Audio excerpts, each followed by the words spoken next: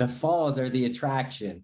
Why do we need the fireworks? Some Niagara Falls residents and advocates are raising concerns about a planned 144 consecutive nights of fireworks displays this summer. People living close to the falls say it's an unnecessary daily disruption they would prefer to live without. It's the sound of sort of gunshots outside. There's no good that comes from it, from my point of view. Nicholas CUPOLO's thrift store and home is a 20-minute walk away from the falls. To give the burden of the noise to the entire community, it doesn't seem justifiable that everyone has to put up with it for the benefit of the tourists and the hoteliers and the tourism establishments. It doesn't seem equitable.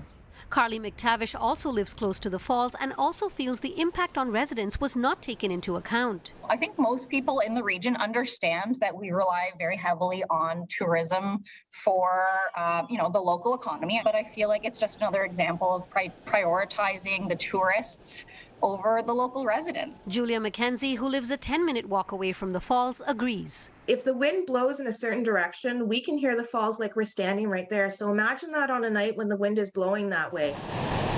It's going to sound like we're under attack.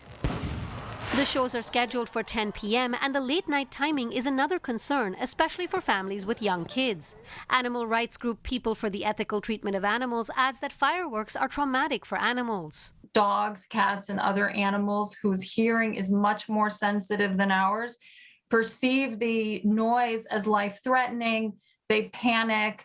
If they are able to run, they will run. And animal shelters see a huge increase in dogs and cats that they take in after fireworks shows. Rachel Bellis adds that there are significant impacts on local wildlife and air quality, not to mention people who have post-traumatic stress disorder. PETA is urging the Niagara Falls Tourism Department to consider alternatives.